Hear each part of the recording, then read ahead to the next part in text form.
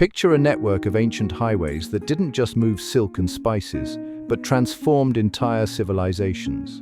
From deadly deserts to mountain peaks, the Silk Road connected east and west, spreading ideas, innovations, and even plagues that changed our world forever.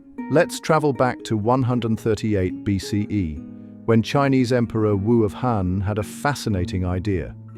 Tired of constant attacks from nomadic tribes, he sent his trusted diplomat Zhang Qian on an epic journey west to find potential allies. Though Zhang Qian didn't quite succeed in his original mission, he returned with something far more valuable: stories of unknown lands, exotic products, and untapped trading opportunities. The emperor was thrilled. This accidental discovery sparked what would become the greatest trade network in ancient history. Emperor Wu immediately began building roads, setting up military outposts, and breeding special horses that could handle long-distance travel. And just like that, the foundations of the Silk Road were laid, though nobody called it that until centuries later. Think of it as the ancient world's version of Amazon, but instead of 2-day shipping, it took months or even years to get your exotic goods. Now, let's talk about the most challenging part of the Silk Road, a journey that would make even the bravest merchants think twice. The Taklamakan Desert wasn't nicknamed the Desert of Death for nothing. Imagine a sea of sand the size of Germany, where temperatures swing from blazing hot to freezing cold in a single day. Merchants had to follow a very specific route around its edges. One wrong turn meant certain doom. And just when traders thought they were done with the hard part, they faced the mighty Pamir Mountains, often called the roof of the world. These snow-capped giants forced caravans to climb narrow paths along cliff edges, some as high as 15,000 feet. That's like stacking 50 football fields on top of each other. Traders would often hear the locals saying, "The path is narrow, the precipice deep, one slip, and your loved ones weep." You might think the Silk Road was all about fancy fabrics, but that's just the tip of the trading caravan. While silk was definitely the star of the show, so precious that Romans would pay its weight in gold, merchants carried an amazing variety of goods that changed the world. Chinese paper revolutionized record-keeping across Asia and Europe, while Indian spices made bland medieval meals burst with flavor. But here's something fascinating. Along with goods, the Silk Road transported innovations that shaped human history. Imagine being the first person to see a compass, or gunpowder, or even something as simple as a glass window. These weren't just products, they were game changers that sparked new ways of thinking and living. And let's not forget about food. Thanks to the Silk Road, Europeans got their first taste of oranges, peaches, and even pasta. Let's explore Samarkand, the crown jewel of the Silk Road, a city so magnificent that travelers called it the Rome of the East. Picture a bustling metropolis where golden domes pierced the sky and bazaars stretched for miles. Merchants from China, India, and Europe would gather here, transforming this oasis into the ultimate ancient shopping mall. The city's strategic location made it impossible to ignore. If you wanted to get rich in ancient times, you had to pass through Samarkand. Local rulers knew this and turned their city into a cultural powerhouse, building grand madrasas, that's fancy talk for schools, stunning mosques, and sprawling caravanserais where traders could rest and do business. The city became so wealthy that its markets had dedicated sections for everything from precious stones to exotic animals. Think of it as the ancient world's New York City, where cultures collided and fortunes were made. Now, here's where things get really interesting. The Silk Road wasn't just a highway for goods, it was a superhighway for ideas. Picture this: Buddhist monks from India walking alongside Greek sculptors, sharing stories and techniques as they traveled. Buddhism spread from India through Central Asia and all the way to China, transforming as it went.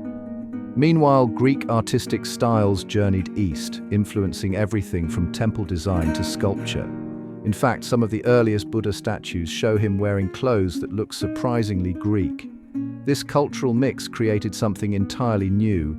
Imagine Buddhist temples decorated with Apollo-like figures, or Chinese paintings featuring Mediterranean-style clothing.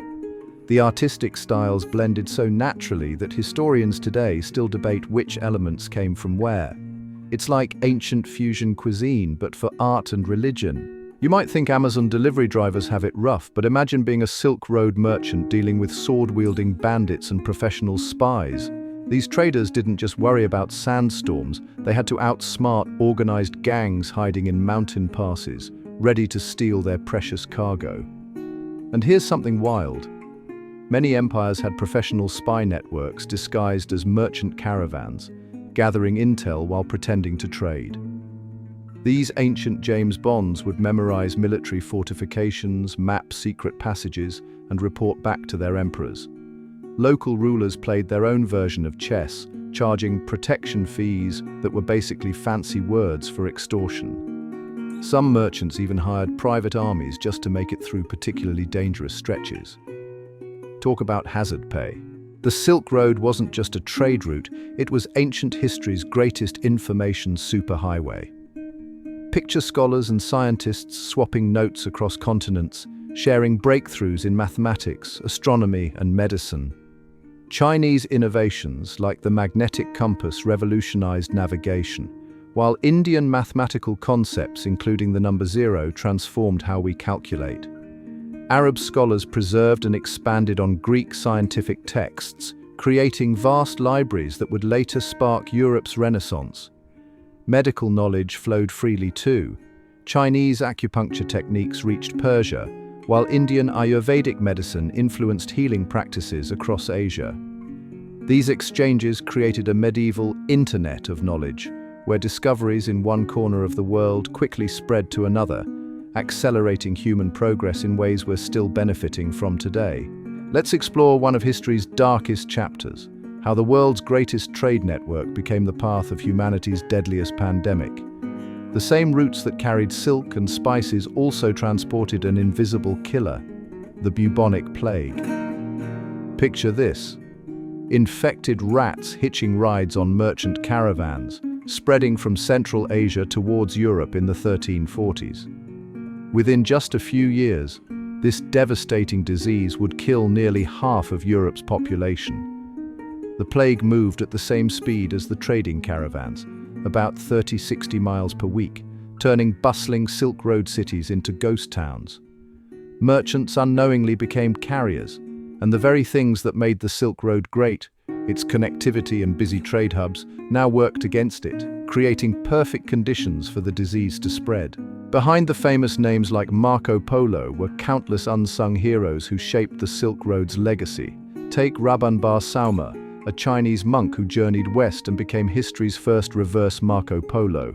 Or consider Xuanzang, who braved bandits and blizzards to collect Buddhist texts, inspiring China's famous novel, Journey to the West. These merchants weren't just traders, they were diplomats, storytellers, and adventurers.